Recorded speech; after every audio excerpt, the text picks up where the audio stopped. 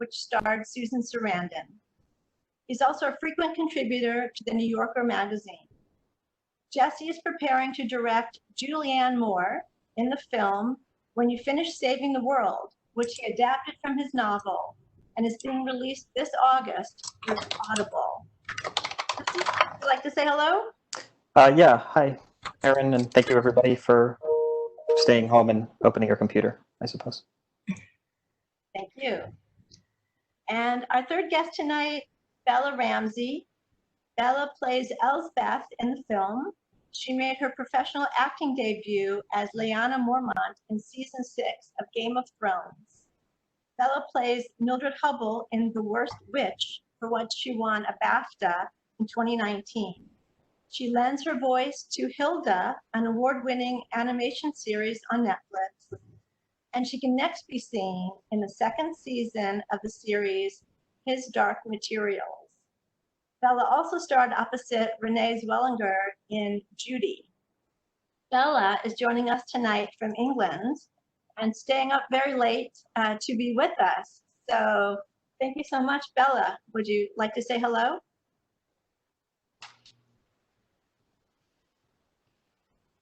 We have Bella on.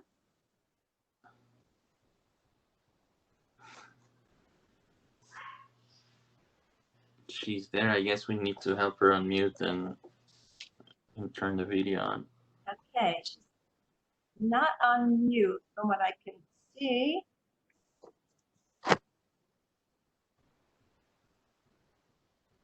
I think she's having trouble connecting. So we can. Okay, so let's give her a minute. She'll come back on and we'll let her say hello. Let me take a minute just to talk about how tonight's program is going to work. I'm going to pose questions to each of our guests, and we're asking the audience to submit your questions in the chat. Sarah Portilla, our program coordinator. Say hello, Sarah. Hello. There's Sarah. Sarah will moderate the questions through the chat, and then in the second part of the program, she'll ask the audience questions to our guest tonight. You can open the chat box on your own screen. If you scroll across the middle of the screen near the bottom, there are little circles there. There's a speech bubble that if you click on that, it will turn blue, and then the chat will open for you over on the side. At least mine's on the side. Whatever device you're on, it should open. Oh, one more thing. If you want to change the view on your screen, because what happens through this format is whoever's speaking is usually the main picture on the screen. But you can change that. If you go up to the right-hand corner, there's a little circle there, and there's a grid. One of those circles has a grid. If you click on that, you can open the grid option, and then you can see everybody who's speaking up on the screen at the same time. Okay, we don't have Bella back yet, but I think we'll go ahead with a couple of questions, and then as soon as she comes back in, we'll turn to Bella and ask her a question. So Jonathan, I'd like to start with you as the director and the screenwriter for the film. Can you tell us about the inspiration for the film and how you came to learn about Marcel Marceau's background, which is not a very well-known story?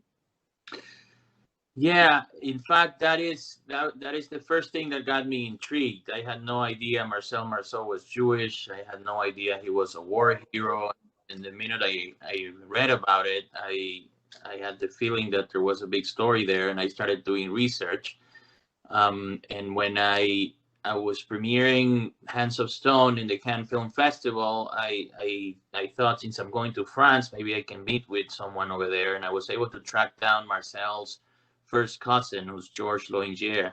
He was 106 years old when I met him. He was the head of the Jewish Boy Scouts of France and at the center of the whole network that ended up saving close to 10,000 orphan or children during the war.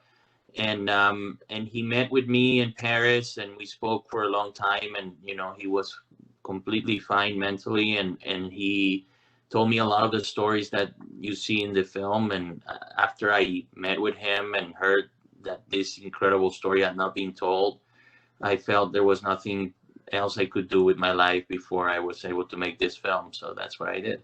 Wow. Wow. And is Resistance your most personal work as a filmmaker?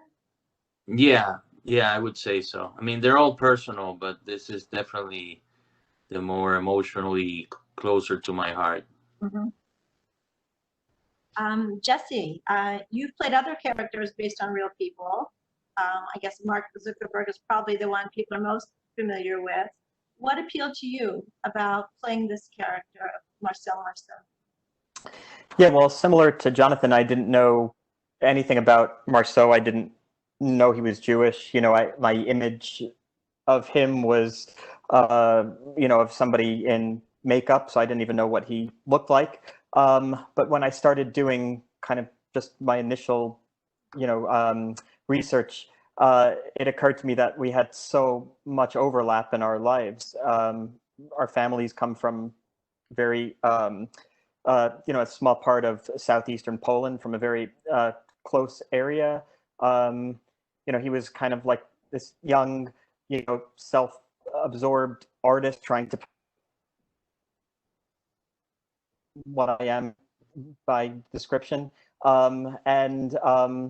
My mother, who I think is watching here, was a birthday party clown during my childhood. So I kind of observed her painting her face similar to Marcel Marceau, and I kind of grew up with an appreciation for that aspect of the arts, as opposed to kind of just the industry, the part of the industry that I tend to work in. Right. Wow. And did you collaborate in any way on the script? Yeah, I mean, I think Jonathan gives me more credit. I mean, Jonathan is, had this, to me, a perfect take on what this story would be. There have been so many Holocaust movies and, World War II movies.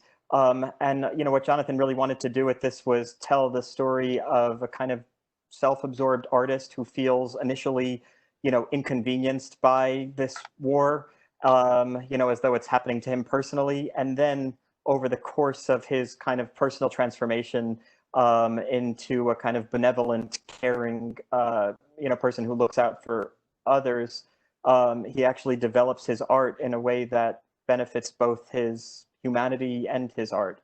And so we looked at kind of little things together. My only feeling was, I just want to make sure the character is not purely heroic, because the context of the movie presents such a, heroic portrait by nature. So for me, the goal was just to find moments that felt more, I would say, kind of realistically hesitant about being a hero, rather than somebody who seems right off the bat, completely selfless. A reluctant hero. Yeah, definitely. Right. And Jonathan, did you have Jesse in mind for this role? Yeah, I mean, when I started writing, I started researching about actors, and I learned that Jesse had that connection, in his family history, not only because of his mother, but also because he lost relatives in the Holocaust, and I felt that he was going to connect with it, and I started writing it all the way thinking of him, and he's, as soon as I felt that there was something that I could present, I sent it directly to him, and then we started collaborating. He doesn't take enough credit. I think he was essential to the creation of the script and the character, and we collaborated, not only in the script, but during the whole pre-production and during the whole shoot, and it's Jesse has been incredible all the way. Jesse, would you talk a bit more about what it was like to play Marcel and the training that you went through? Yeah, I mean, I had a lot of really practical training. Normally when you're doing a movie where the character has some skill set, you spend a few weeks trying to kind of master the very superficial part of that skill set. But with this, I had a lot of time, and Jonathan found this amazing mime teacher, this guy, Lauren Salm, who had not only studied with Marceau at Marceau School in Paris, but also has become like a chronicler of Marceau's life, scrapbooking photographs and like culling video that no one else has. And so I had this like 7-month almost academic education on mime and Marceau as a person. And I studied, you know, these very specific routines that were, oh, Bella's here. Maybe we can, Bella, do you want to be put on the spot? You want to just finish your sentence and then I'll... Sure, yeah, sure. So I had like this really practical, thorough education, so that by the time I was, you know, on set, I felt like I had, you know, a real basis for performing mime. Wow. Now I'll turn it over to Bella. Just let our audience know that there was an article that Jesse had written with the mime instructor that we sent it out in our last e-blast. I don't know if everyone had a chance to take a look at that. It was really, really interesting. We'll post it on our website after the talk as well with the recording if you'd like to read more about it. Hi, Bella. I'm so glad you are able to join us and got into the call. Yeah, made it. Yes. Hi. So we heard a little bit from, you know, Jonathan about the inspiration behind the film, and from Jesse about creating the role of Marcel Marceau. Could you tell, you know, the film really opens with you in that scene where you're saying the Shema with your Elsbeth's father, not your father, and then you're so horribly orphaned.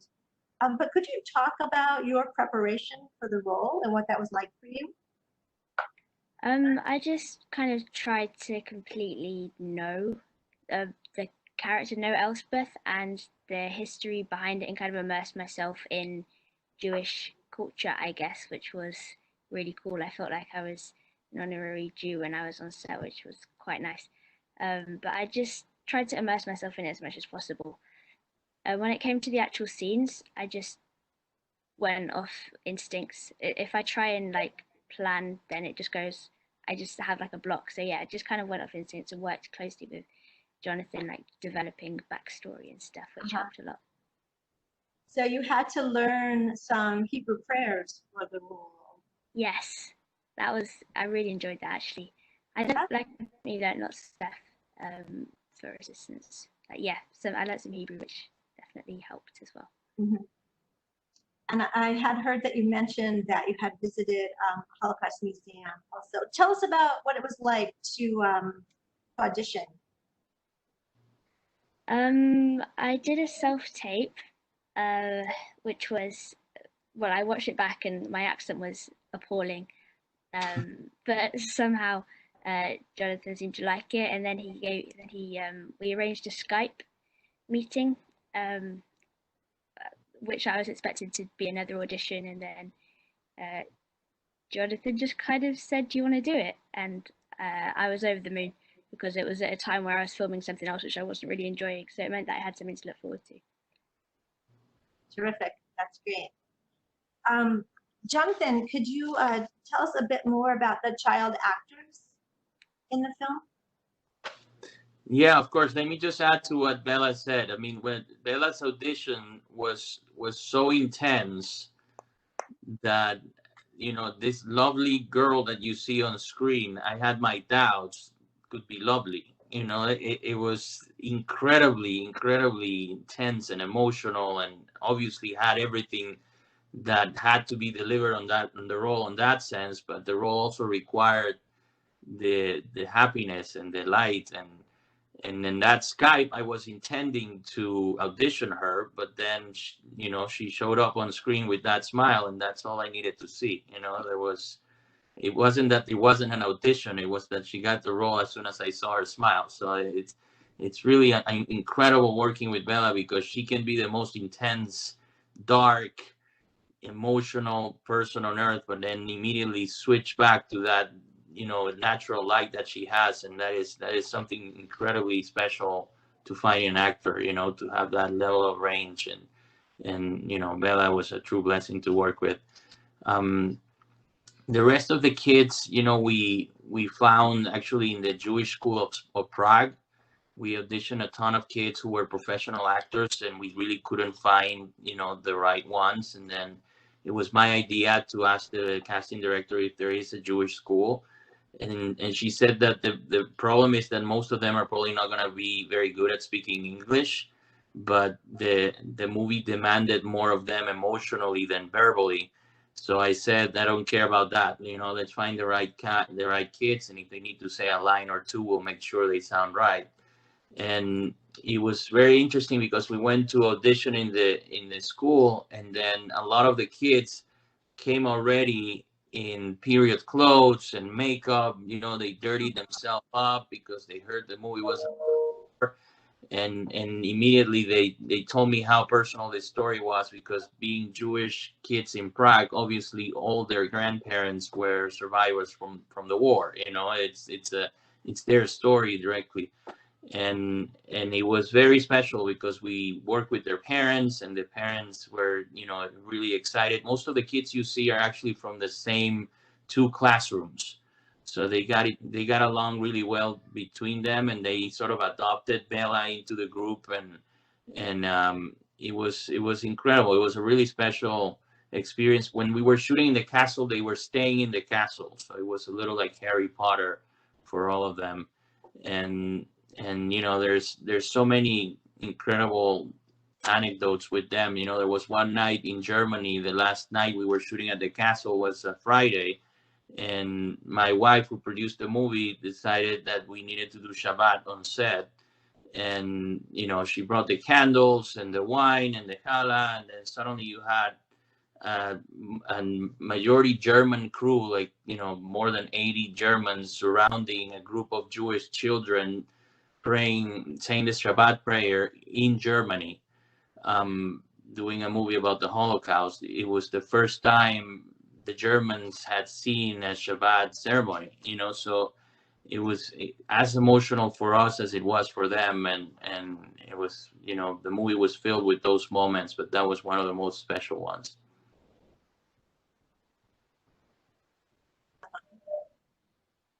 Bella, anything you want to add about working with the other kids? Or I guess there was a language barrier. Yeah, but the language barrier, it wasn't even like an issue really. I didn't have a clue what they were talking about half the time, but I could kind of tell just by the way that they were talking. They got me to speak some Czech, which was interesting. But no, they're all amazing. I definitely learned from them as well, just the way that they connected with it and with each other. I loved working with them all. They're all amazing. Great. Jesse, anything you want to add about the kids? Because they really responded to you in a different kind of way as the main character and as the mime. Yeah, I will separate Bella from this response because she's a brilliant actress, better than most adults I've worked with. So I'll put her aside for the moment. The other kids, this was like their first experience, on a movie set. And, for me, it was just this unbelievable blessing to have these kids there, because I had been practicing mime on my own for like 9 months at that point in a bedroom, kind of doing well and feeling confident with it, but also kind of, frustrated with every little incorrect movement I make, and, feeling like I had plateaued in certain areas. And then when I finally got to the set and started performing for these children who, unlike Bella, don't have the kind of capacity to, kind of lie or manufacture a response because they're not professional actors.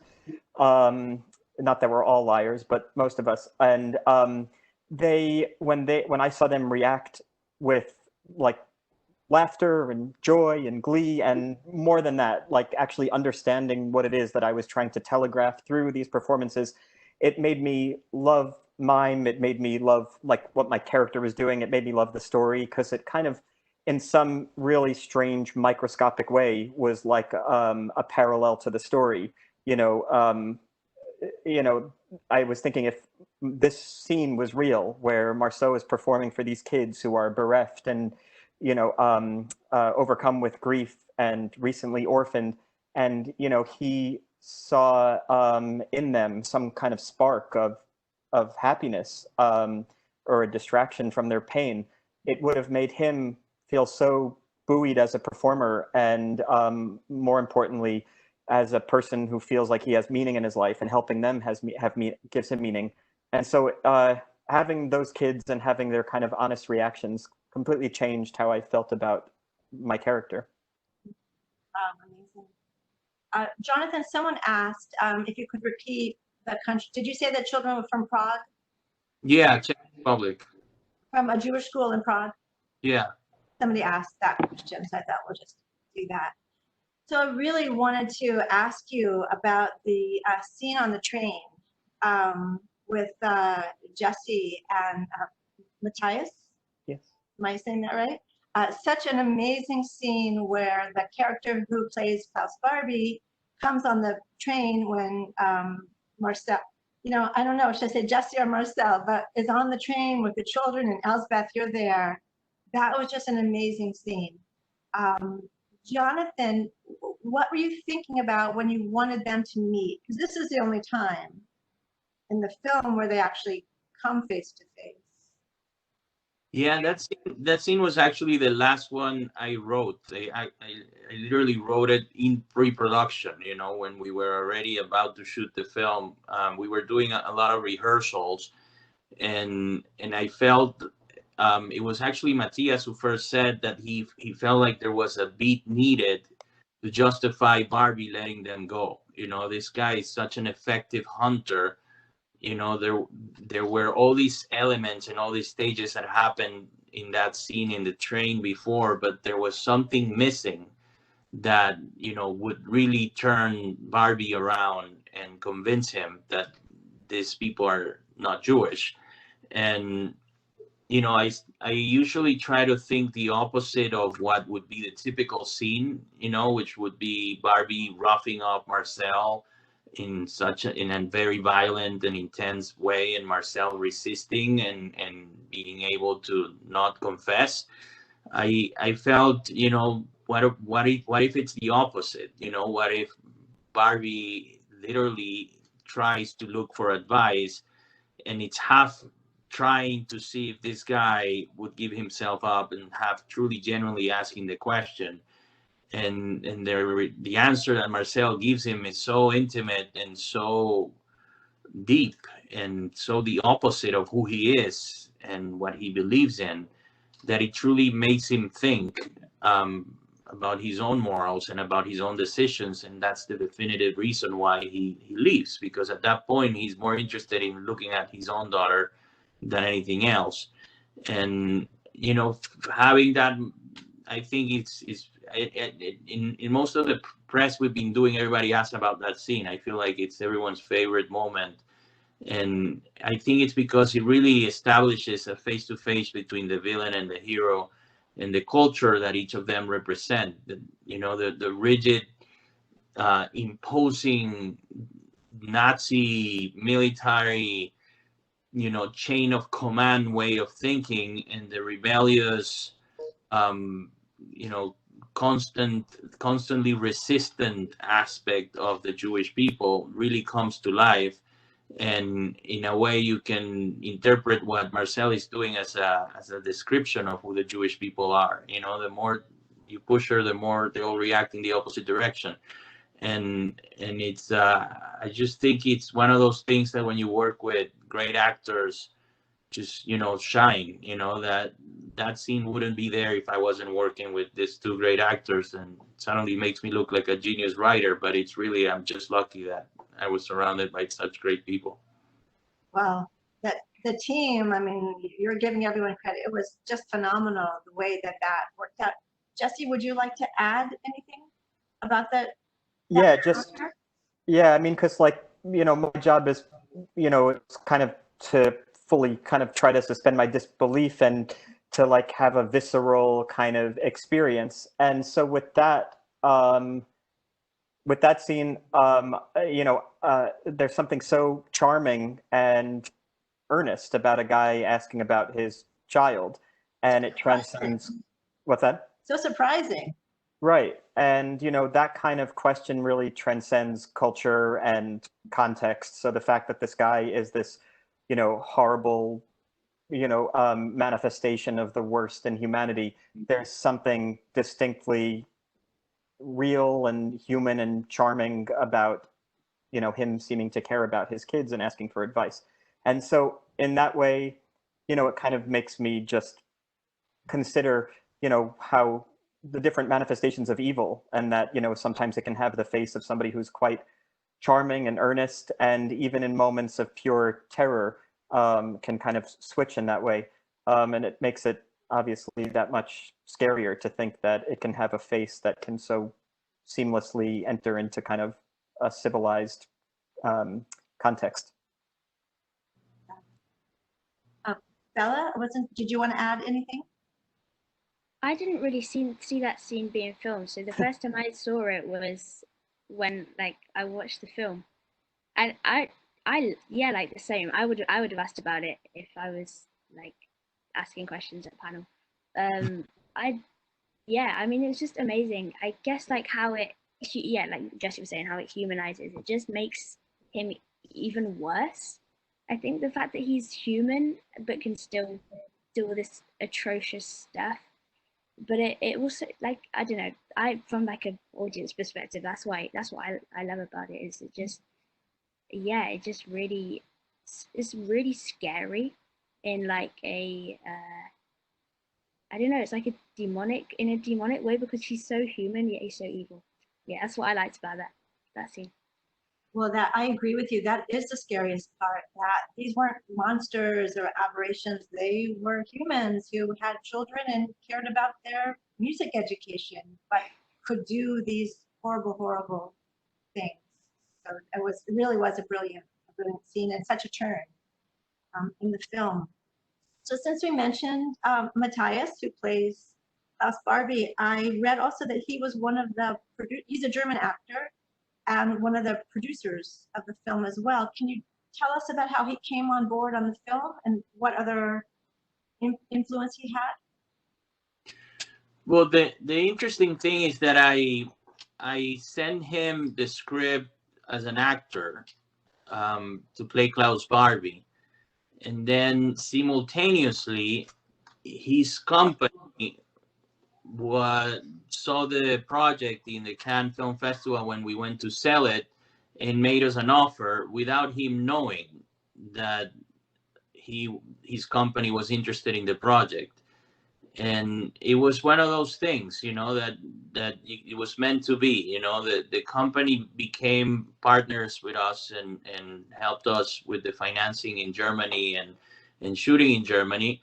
And he became Klaus Barbie, and it was just an essential part of the whole component, because shooting in Germany and working with Germans for a year before the shoot, and then obviously after and during the shoot, was very, very interesting for me, very important, very emotional, and a learning experience as well. The state of Bavaria, which is the state where Adolf Hitler founded the Nazi Party, and the first place in Germany that fell in love with Hitler, gave us 2 million euros and an incredible amount of support, and it was very enlightening for me to realize how important this episode is for Germans. It's, as a Jew whose family descends from this event, you always think about how your family was the victim of the worst crime in history. But when you start working with Germans and speaking about this with Germans, you realize that it's not easy, that your grandparents were perpetrators of the worst crime in history. And the amount of emotions that you have to deal with when that's simply your reality. And they all remember the moment they found out about this event and how they confronted their family. And those who are older remember how their parents told them they didn't know anything about it. And then they went to school, and then the teacher told them their parents actually knew everything about it, because everybody knew what was going on. And that generational gap that happens to every human being, at some point you rebel against your parents. In Germany happens to a degree that doesn't happen anywhere in the world, because your parents or your grandparents are the worst people on earth, you know. So it's really intense, and it's no joke, you know. And when in collaborating with them and collaborating with Matthias, also brought it closer to the notion that yes, they were human beings. Klaus Barbie was a human being, and a lot of what you see in the film, it's portrayed from that perspective of not, these are not aliens, these are not monsters that suddenly took over human form. These are humans, and this is what's so scary about it, that humans are capable of that level of violence. And I feel that if we're really committed to making sure that nothing like this happens again, the first step is to acknowledge that humans are capable of doing that, and take it from there, because it can happen again, because humans will remain being humans. I know that the plans for releasing the film theatrically, of course, were changed because of the pandemic. But is the film available in Germany and in France? The film is actually hopefully going to be released in theaters in Germany, because Germany, unlike the United States, is actually dealing with the epidemic in a successful way. So theaters are starting to open, and the release date was always September in Germany. So I'm hoping that September is, you know, far away enough for the situation to normalize over there, and for the film to open in theaters. And Warner Brothers is releasing it in Germany and parts of Europe, so they had a very big release planned. Hopefully they'll be able to keep it. I mean, we live in a strange world, but you know, regardless of if it's in theaters or not, it's going to be very special to release it over there. Matthias is a mega star in Germany, mostly as a comedic actor. This is a huge turn in his career, and his fans are really, you know, intrigued by what he did. And obviously Jesse and Bella and all the rest of the cast are also well known in Germany. So we're very hopeful that it's going to have an impact. But I have to say that even in the United States, where it wasn't on theaters, it also took on a completely different life, and that I appreciate, because it really gave people historical perspective about the moment that we're living. It's very easy to feel that we're living through the worst moment in history, but it only takes watching a movie like that to realize that the sacrifice we're making right now and the pain that we're going through right now doesn't compare to what people went through in the war, which wasn't too long ago. So it has given comfort, and I have received the most beautiful messages I've ever received in my life about any movie or anything I've ever done, is from people who specifically say how much it meant to watch this movie in quarantine, and seeing everything around them crumble. And it's, I think, you know, every movie has its own life, and the fact that this one didn't come in theaters, but it came the way it did, I feel it was meant to be. I'm just going to remind the audience that you can submit some questions in the chat, and then we'll pick those up in just a minute. I just wanted to ask about the amazing scenes with the troops and Ed Harris. He started the film with that scene with the troops and ended with that. And was the performance that Marcel gave at the end, was that a real event with the troops? Was that based on something real?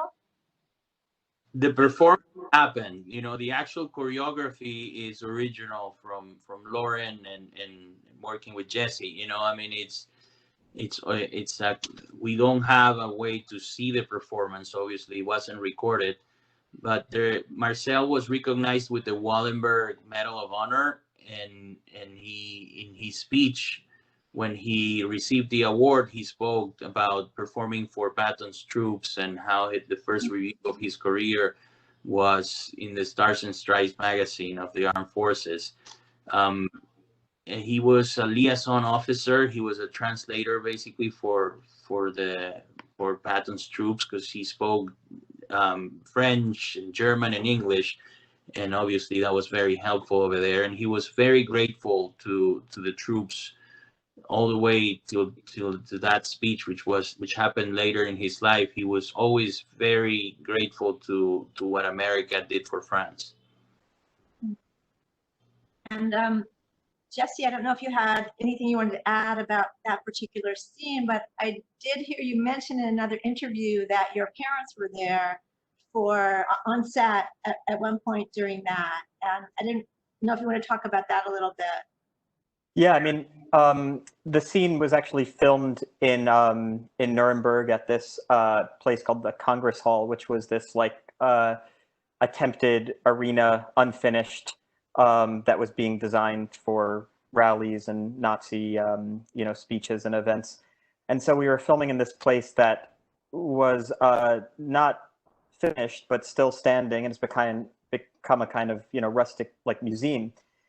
And there was just such a weird confluence of circumstances, which were that, we were filming this movie, which was about Jewish resistance, and not Jewish resistance through kind of violent means, but Jewish resistance through survival and even more specifically through the arts. And here we were performing and making our own kind of creative endeavor at this place that was going to be, the center of a kind of, Nazi, celebratory victory. And so there was that kind of strange kind of meeting.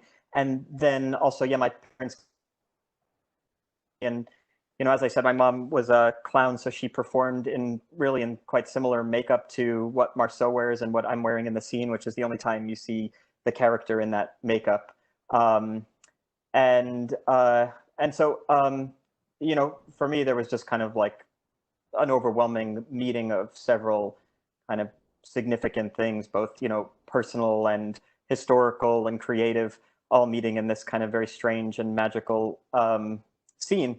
And I think it's not so dissimilar to kind of what those people were probably experiencing. Here you had, thousands of American troops after fighting, this horrific war, exhausted, losing friends, being away from their families and their home. And, here they are watching this, mime, like arguably the least, heroic of the arts, the least bombastic of the arts. And here they are watching this emotional performance of this guy performing essentially his journey as well, losing friends, being given a gun prematurely, not knowing how to fight. And so I imagine in some ways, during that scene, which actually did exist, that there were probably some kind of similar feelings. So we are going to change up a little bit here and take some of the questions from the audience. So Sarah's going to come back on. Hello. Okay, I'm going to mute myself just to cut down on the background noise. Okay, so there are lots of questions coming in, so I'm trying to parse out ones that have some themes. Valeria, Jesse, this question's for you. Valeria is an actor, and she was wondering about you preparing for this role and playing the person, also the mime, and was it like preparing for multiple roles at the same time?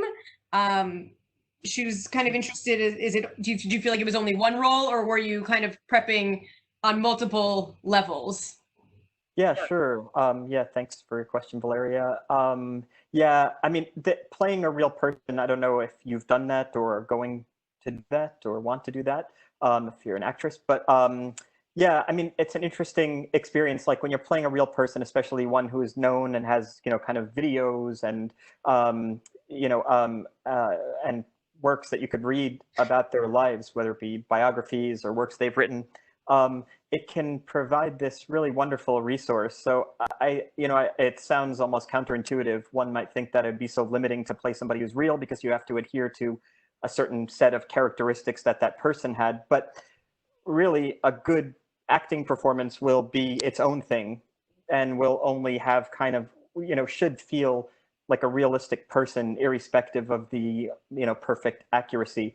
And so I watched these like videos of Marceau. Of course, they're from him in his 50s, 60s, 70s. So they're not at the same age as I was playing him as. But he had a certain kind of like I wouldn't call it an affectation, but a certain kind of style of talking, a certain kind of confidence in discussing his own art that I thought would be great for me to kind of pull and use. It was different than how I talk about myself and my performance. So I thought I noted the difference and then kind of tried to imbue him with a certain kind of confidence and panache that he seemed to enjoy and I don't. Got it. Jonathan, there are a lot of questions about the accuracy of the story, what parts were poetic license and what parts were real pieces that you found from historical evidence. The encounter with the Butcher of Leon and Marcel, did that happen? People were asking about General Patton and that scene or the scene in the forest. People are very interested in the nuances of what was real and what was enhanced for movie purposes. Well, the story takes place in 7 years, and we only had 2 hours to make something that has dramatic coherence and that makes sense. So there's a lot of combination of characters, combination of stories, there's compression of events, and the essence of the whole thing is true to everything that happened. I was unable to confirm that Barbie and Marcel met in person, but Marcel knew exactly who he was running away from, which was Barbie, and Barbie was known for purchasing Jewish orphans. And so if it was him in person or if it was one of his troops that met them is something that I was unable to confirm, but they were being chased by them and everybody was under his command. The pattern we already spoke about and was real. I mean, Marcel was younger in the beginning of the war than he's portrayed in the film. Like I said, it's 7 years, so it's a little bit of a poetic license there. And I always say it's inspired on a true story because of that. But I did a ton of research in speaking to George, reading everything about the resistance, and I went to the Museum of the Resistance in Lyon, to Yad Vashem in Jerusalem, I even spoke with the Klarsfelds, the Nazi hunters who found Klaus Barbie in Bolivia after the war, and hundreds of articles, books and stuff, and relatives, and as much as I was able to get as faithful to what happened of what I was able to combine from all these testimonies, the way things happen. Janice is wondering if there's a specific book that you would direct people to about Marcel or I guess the resistance in general. There is a book called Survival as Resistance that really is a compilation of the story of the Scouts and how they were able to save all these children. It's not about Marcel. Marcel played the part you see in the film in this whole network. He ended up saving more than 100 kids, but the Scouts ended up saving close to 10,000, so the book really focuses on that. And Marcel never saw himself as essential to this whole network. He never even saw himself as a hero, which in my opinion makes it even more heroic. But I think that book in particular is amazing. If you want to know about Klaus Barbie, there are many books there, and there is a really harrowing documentary called Hotel Terminus, in which you really see the size of the evil in this guy and the way he tortured his way into dismantling the French resistance. Shoshi wanted to know, did Marcel have any contact or relationship with any of the children that he saved? Not as far as I was able to know. I mean, a lot of these children, they were adopted. They flew to America. They flew to other places. And Marcel also was in escape mode, you know, afterwards. Not like everything after the movie stopped. You know, Marcel didn't actually realize his father was killed for more than a year after the war ended. You know, he was only able to know that his father was put on a train that went to a place in Poland called Auschwitz. He had no idea what Auschwitz was. Nobody did. So every day he went to the station in Paris to receive the train that came from Poland to see if his father would walk out of there. You know, and to then later find out what did it mean to be sent to Auschwitz. You know, which is something that to us now is very clear, but to them it was a learning process. And so I don't think Marcel was in a position to be helping refugees after the war. He was himself a refugee. So I don't think so. But you know, it was, at least I was unable to confirm that he did. Gotcha. Somebody named Kivana is a current BFA, Bachelor of Fine Arts actor at Rutgers, and wants to know what or how is the process of stepping out of such an intense reality and into a normal day-to-day like for the actors? So Bella and Jesse, I don't know if either of you want to take that question on, or both of you. Bella, do you want to start? Do you want to go first? Okay, sure. Yeah, this was an unusual process because we were like filming this historical movie, oftentimes in the places where the movie, you know, not necessarily are Nazis, and you know, Nuremberg and Munich, you know, were the centers of you know, of government during the Nazi period. So as well as Berlin, but we weren't up there. But you know, we were based in Munich and the Czech Republic, and sorry, I got distracted because my son is screaming. Sorry. Anyway, so yeah, there was this feeling like you know, you would film during the week and be in the mindset of these kind of, you know, harrowing, horrible, historically you know, real events, and then on the weekend would, you know, be also surrounded by that history. Yeah, it was an unusual process. Normally, as an actor, you kind of go home and unwind or spend the weekend thinking about something else. But on the weekend during this project, I was going to the, you know, National Socialist Museum, which our friend runs in Munich, or going to Dachau, which is 20 minutes away. So you're kind of like immersed, which is interesting because it's, you know, it's interesting to be engaged with a project, but also doesn't allow you to kind of unwind in any way. Yeah, I did feel very immersive, for sure.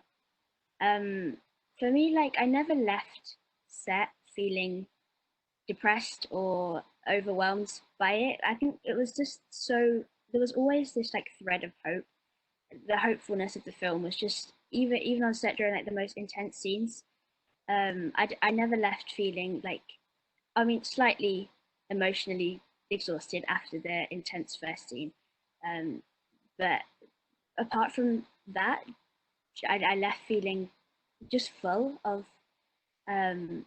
just like full up of the experience and the story that we were telling. But I mean, for me, it's like I'm immediately able to detach. So, as in like after the first intense scene, like Jonathan will tell you that as soon as they said cut, I just smiled, so people knew that I wasn't like traumatized. So in that sense, it was, I guess, easy to step out, but as Jesse said, yeah, like very immersive. You never really left, I don't think. Gotcha. So somebody, Margot, is asking about some scenes that were shot with a really wide lens around Marcel. They were so overwhelming and incredibly fitting with the anxiety, and I was wondering what lens was used to get that effect, and what the decision was for that look. I don't know if you can think back to that specific moment, but I think we have a bunch of students on here who are excited to get the inside scoop. Well, something really cool that I think they'll appreciate. We used a set of lenses for the Jews and a set of lenses for the Nazis. You know, the every scene with Klaus Barbie is shot with anamorphic lenses, and anamorphic lenses from the 70s. There's that movie called Ex Machina. I don't know if that's how you pronounce it, but Ex Machina, yeah. Ex Machina. Yeah, I mean they use those lenses. You know, they provide a very strange and weird look, and every scene with Barbie has those lenses for him. And we use, you know, spheric lenses for the rest of the film. I believe the big wides were with 10. I could be wrong. I can confirm with my DP, but I'm pretty sure it was with a 10. I know we also had an 8, but that was too distorted. But I think what really works is this circular movement of the camera with the very extremely wide lens. I think that is what creates the effect that they are discussing. It's not just that it's wide, but that it's spinning around him, and we did it in 2 moments that are related to each other. One is the moment before Marcel decides to do his first pantomime, you know, right before he starts playing with the bagels. And then we did it in the square the moment he decides to stop and not leave before he's able to rescue his brother. Those are the 2 defining moments in which Marcel stops thinking about himself and becomes a hero. And I wanted to link those 2 moments. And if you really pay close attention to the sound in the square, you hear the voices of the children in the castle, which is something we also did to bridge those 2 moments together and really make you feel that Marcel is going through another life-defining decision and saying, I'm not, you know, thinking about myself, I'm actually racing to the occasion. I can see Bella like that. That's so cool. I had no idea, but I love that. I'm gonna definitely rewatch that now and pick out. There are those nuances that only the filmmakers and people who are filmmakers will catch on to. So that's interesting. I don't know. Do we have time for one more question? I mean, there are so many questions, but what do you think, Karen? It's okay for one more question? You guys have some time? Are you one more? So someone named Deborah was asking about Jonathan. Did this film in a way complement your very personal to your family documentary, Ships of Hope? Which I don't know. I mean, you know, Ships of Hope was a documentary I made when I was 19 years old. It was a very special project because I just started it because my aunt told me this great story and she said, I can find you some funds to make it. And as a film student, everybody would appreciate that if somebody wants to help you shoot anything, you can shoot anything. And it was very special because the movie ended up being bought by HBO and History Channel in Latin America. So at 19, I was able to suddenly make profit. And, you know, when you are a Venezuelan film student, you don't think you can make a living as a filmmaker. And then when you suddenly, you know, sell something, you realize this can actually be a profession. So I don't know if I would be a filmmaker if it wasn't for that, you know, event. It is a story of Jewish refugees that arrived in Venezuela during the war, so it does relate to the war. I don't necessarily think it relates to resistance. It's a very different story, and I'm in a very different moment in my life. But you know, maybe somebody will find a connection. Well, I'd like to thank everyone so much for joining us tonight. It was really so special. And from so many time zones, thank you for making that work out. And thank you, Tamar, who's behind the scenes, who helped to bring us all together. But we really appreciate it and wish you much success with the film and with the theatrical opening. So thank you all so much. Thank you, everyone. Thanks, Karen. Thank Thanks, Sarah. you. Thanks. And we'll wish everyone a good night. I want to let you know if you're not on our mailing list, you can go on to our website and you can join our email list. We will be having other virtual events with filmmakers leading up to the 21st annual Rutgers Jewish Film Festival coming up in November. So please stay tuned, stay connected, and stay safe. Have a good night, everyone.